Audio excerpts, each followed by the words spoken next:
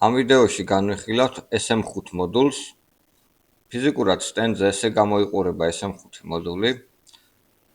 SM5 მოდულზე დატანილი ბირკა შემდეგნაირად გამოიყურება. Am ბირკაზე ვკითხულობთ, რომ SM5 მოდულის კვება არის 85-253 დიაპაზონში. AC ცვლადი დენისთვის და DC მუდმივი დენისთვის. Ამ კვებისთვის გამოყოფილია მე-11, მე-12 პინები. მე-13, მე-14 და მე-15 გამოუყენებელია. მე-16, მე-17, მე-18 RS485 ინტერფეისისთვის არის. RS232 ინტერფეისიც გააჩნია ამ მოდულს. ასევე მე-10 პინზე აქვს გამოსასვლელი 5 ვოლტი, რომლის გრაუნდიც არის პირველ პინზე. შემდეგი ნუმერაცია 2-დან 9-ის ჩათვლით, ანუ 8 პინი გამოიყენება ლოგიკური ინფუთებისთვის. შევიდეთ ოფიციალურ საიტზე და მოვძებნოთ მოწყობილობის ეგრეთ წოდებული დატაშიტი. ჩავწერ SM5 ძებნაში. აგერ SM5 მოდული. შემდეგ აქ გვაქვს დოკუმენტაცია და 2 ლინკია. ესე იგი დატაშიტი და user manual. დატაშიტში შევიდეთ ჯერ. აქ დასაწყისში გვიწერია, რომ მოცემული მოდულის დანიშნულება შეამოწმოს სხვადასხვა მოწყობილობების მუშაობის მდგომარეობა. ამ მოდულს აქვს 8 ლოგიკური ინფუთი და RS485 ინტერფეისი Modbus პროტოკოლით. აქვს სამაგრი, რომელიც ესეთ რკინაზე მაგრდება, აი აქ ფოტოზე რაც ჩანს. აქვს ინდიკატორები, LED ინდიკატორები სტატუსის საჩვენებლად და გვიწერია, რომ მის კონფიგურაციისთვის გამოიყენება LP-config-ი, ესეთი პროგრამული უზრუნველყოფა, რომელიც არის უფასო. აქ ნაჩვენებია თუ როგორ შეიძლება მისი ჩართვა Excel-ში. აი ეს ბოლო არის ეს ჩვენი SM5 მოდული 8 ლოგიკური შესასვლელით. მხოლოდ ეს ვერსია არსებობს. გადაცემის რეჟიმები, გადაცემის სიჩქარეები, გადაცემის პროტოკოლი Modbus RTU და Modbus ASCII-საც იყენებს. ლოგიკა ესეთია, თუ წრედი ღია 0-ს გვაძლევს, თუ წრედი შეკრულია 1-იანს გვაძლევს.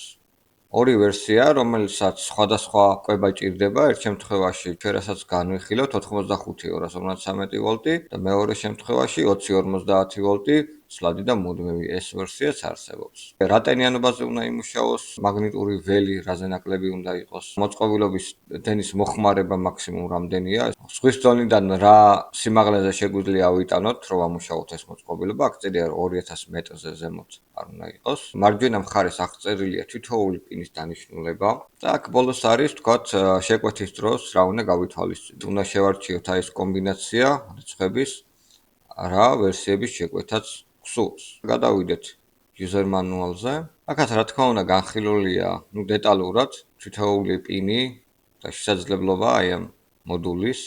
აქ ვკითხულობთ, რომ მე-10 პინი, რომელიც წარმოადგენს SM5-ზე 5 ვოლტიან გამოსასვლელს, დატვირთვა არის 100 მAh. აი აქ გვიწერია, რომ RS485 ინტერფეისზე შეგვიძლია მიმდევრობით 32 მოწყობილობის დაერთება, კაბელის სიგრძე არ უნდა აღემატებოდეს 1200 მეტრს. მოწყობილობების მისამართები, რომელიც 1-დან 157-მდე შეიძლება იყოს, გადაცემის სიჩქარეები, გადაცემის მეთოდი და ასე შემდეგ. RS232 ინტერფეისი, რომელიც გააჩნია SM5 მოდულს. აი აქ არის მოცემული პარამეტრები, რომელიც ქარხნულად აქვს აი ამ მოდულს და მისი შეცვლა არ შეგვიძლია. აქ ესეთ რაღაცას ვკითხულობთ. თუ ამ მოწყობილობებს დავაერთებთ მიმდევრობით, აუცილებელია, რომ ამ მოწყობილობების მისამართები იყოს განსხვავებული. ასევე მნიშვნელოვანია, რომ ამ მოწყობილობების სიჩქარე იყოს ერთნაირი. თუ გამოვიყენებთ მისამართს 0-ს მონაცემთა გადაცემისას, ეს იმას ნიშნავს, რომ გაიგზავნება ფართოსამაუწყებლო მოთხოვნა.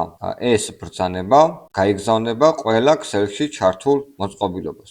ამის გამო 0 მისამართში არ მიენიჭება არც ერთ მოწყობილობას, რომელიც ჩართულია RS485 Excel-ში.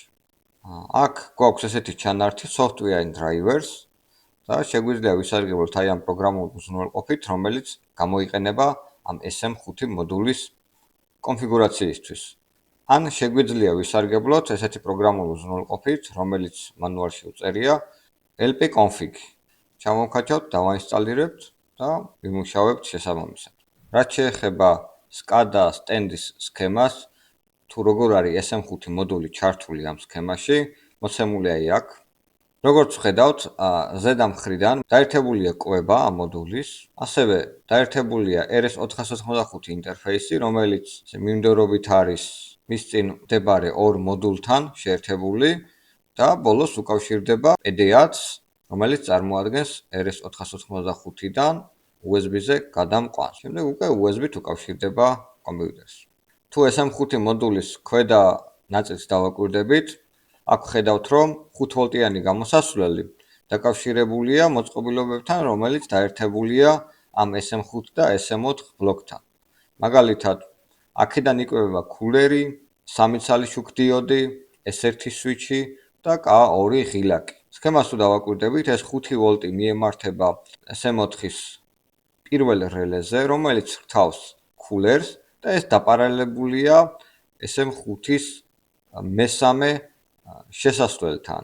შესაბამისად, როდესაც მე SM4-ში გავააქტიურებ პირველ გამოსასვლელს რელეს, ამ წრეში უკვე გამავალი დენი, ერთი ნაწილი მიემართება კულერისკენ, ხოლო მეორე ნაწილი SM5-ის შესასვლელისკენ. ეს გვაუწყებს, რომ SM4-ის პირველი გამოსასვლელი გააქტიურებულია.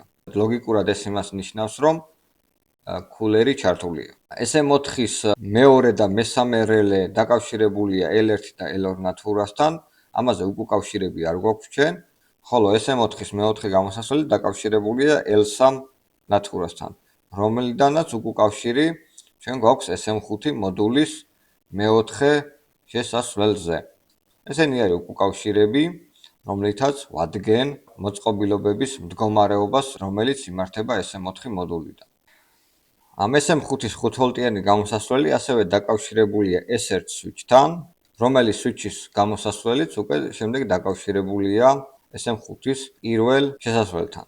და ასევე ეს 5 ვოლტი დაკავშირებულია K2 ღილაკის ერთ-ერთ პინზე, ხოლო მეორე პინი გამოსასვლელი დაკავშირებულია SM5-ის მეორე შესასვლელთან. შესაბამისად, შემიძლია დავაფიქსირო S1 სვიჩის და K2 ღილაკის მდგომარეობებს. ერთი პროგრამა და ეს მეორე პროგრამა, ორივე პროგრამით ვცადოთ კომუნიკაცია. ამისათვის, რა თქმა უნდა, პირველ რიგში უნდა შევამოწმოთ device manager-ი და ვნახოთ, რომელ პორტზეა დაერთებული მოწყობილობა. ეს გახლავთ COM7. ვირტუალური კომპორტის ნომერი, ამ შემთხვევაში COM7. ეს PD-10 გახლავთ ადაპტერი, რომელიც წარმოადგენს RS485-დან USB-ზე გადამყვანს, რომლითაც უკავშირებთ ჩვენ SM5 მოდულს კომპიუტერს. ხო, ჩავრთოთ SCADA სტენდი. გავხსნათ პროგრამა. სტანდარტულად სტენდზე ნუმერაცია შემდეგნაირად არის: პირველი, მეორე, მესამე, მეოთხე. გვჭირდება SM5 მოდული, შესაბამისად მისი ნომერი იქნება 3. გავხსნათ option და გავირჩიოთ COM7, რაც გვჭირდება სიჩქარე 9600, რაც უკვე შერჩეულია მოწყობილობისთვის. გადაცემის მეთოდი RTU8N2, ადრესში უნდა დავაყენოთ ამ შემთხვევაში 3 და ვწევით OK ღილაკს. შევდივართ device-ებში, ვირჩევთ SM მოდულებს და SM5. ჩვენ უკვე დაუკავშირდით ამ მოწყობილობას. ამ პირველ ფანჯარაში მოცემულია RS485 კომუნიკაციისათვის საჭირო პარამეტრები. აი ამის შეცვლა ამ ეტაპზე არ არის აუცილებელი. ახლა კომუნიკაციას ვახდენთ RS485 ინტერფეისით. სტატუსში თუ გადავალთ, აქ ხედავთ, რომ მოცემულია 8 ორობით ინფუთი, ლოგიკური ინფუთი. სტენდის სქემაზე როგორც ნახეთ, პირველი ინფუთი დაკავშირებულია ეგრეთ წოდებულ S1 გადამრთველთან და თუ ამ გადამრთველს გადავრთავ და დავარეფრეშებ ეკრანს, აქ გამოჩნდება, რომ შეჯდება აი აქ პირველ ინფუთში შეჯდება 1-იან. და თვითონ აი ამ მოწყობილობაზეც აინთება შესაბამისი LED ინდიკატორი. მეორე არის K1 სვიჩისთვის, რომელსაც თუ მივაჭერთ და დავარეფრეშებთ, აქ მეორე ინფუთში ჩაჯდება 1-იანი. მესამე და მეოთხე ინფუთი ჩვენ შემთხვევაში დაკავშირებულია კულერთან და LED 3 ნათურასთან. ჩვენ თუ ჩავართავთ აი ამ კულერთან ნათურას SM4 ბლოკის დახმარებით, შემდეგ აქ უკვე გამოჩნდება 1-იანი. მოდი ჩავართავთ. ამისათვის აქ ავირჩევ SM4-ის მისამართს, რომელიც არის 4. შემდეგ შევალ SM4 მოდულში კიდევ ერთხელ ვწდი. ორჯერ ჭირდება ცდა, შევედით. სვიჩებზე გადავიდეთ და ჩავრთოთ. პირველი არის კულერისთვის. ეს SM4-ის ვიდეოში არის ახსნილი ეს ყველაფერი და მეოთხე არის LED 3 ნათურისთვის. წენზე ჩაირთვება მწვანე ნათურა და ჩაირთვება კულერი. თუ დავაკვირდებით SM5 მოდულზე მესამე და მეოთხე ინდიკატორი აინთო. ეხლა მე დავბრუნდები SM5 მოდულზე, ოკეი, და დევაისებიდან ავირჩევ SM5 მოდულს. გადავალ სტატუსებში და დავარეფრეშ. ნახავთ, რომ მესამე და მეოთხე ინფუტზეც დაჯდება ერთიანი. ამ დროისთვის მე5, მე6, მე7 და მე8 ინფუტები გამოუყენებელია. მე ისე დავბრუნდები SM4-ში, device, SM მოდული, SM4 და გავთიშავ აი ამ კულერს და LED 3 ნათურას. კვლავ დავბრუნდები ადრესის 3-ით SM5-ს. აქ არის მოკლე ინფორმაცია SM5 მოდულის შესახებ. ახლა შევამოწმოთ ეს SM5 მოდულის მუშაობა მეორე პროგრამით. მარტივი ინტერფეისი აქვს ამ პროგრამას. ანალოგიურად აქ ვირჩევთ შესაბამის პორტს.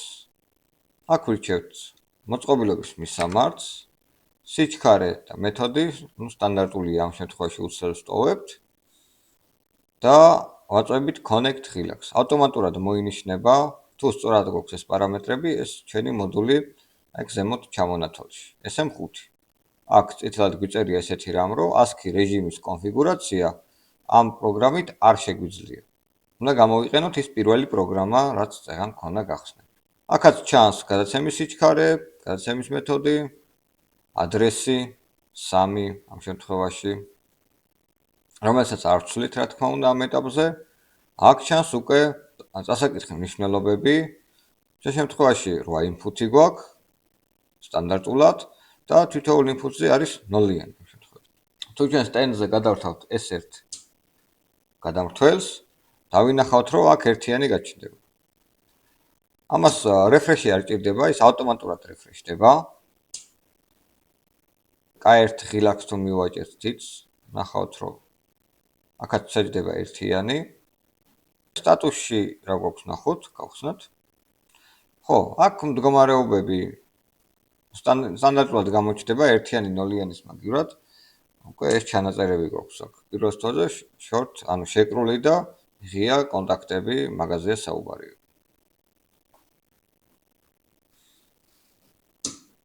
გავთიშოთ, ესეც გაქრება. თუ მაგალითად ვერ შევდივართ RS485 ინტერფეისის გამოყენებით მოცემულ მოწყობილობაში, ამისათვის დაგვჭირდება RS232 ინტერფეისით დაკავშირება ამ მოდულთან. გამოვიყენებთ ამისათვის RS232-დან USB-ზე გადამყვანს. ხო, გვაქვს ესეთი ადაპტერი, რომელსაც ერთ მხარეს აქვს RG11 ჯეკი RS232 ინტერფეისისთვის და მეორე მხარეს აქვს USB, რომელიც უნდა დავაკავშიროთ კომპიუტერს. შევაერთოთ SM5-ის RS232 ინტერფეისში და მეორე დავაკავშიროთ კომპიუტერს. აუცილებლად უნდა გადავამოწმოთ device manager-ი, ჩვენ შემთხვევაში არის COM4. როგორც დოკუმენტაციაში ვნახეთ, ჩვენ სტანდარტულად RS232 ინტერფეისისთვის განსაზღვრული იყო სიჩქარე, გადაცემის მეთოდი და ადრესი 1.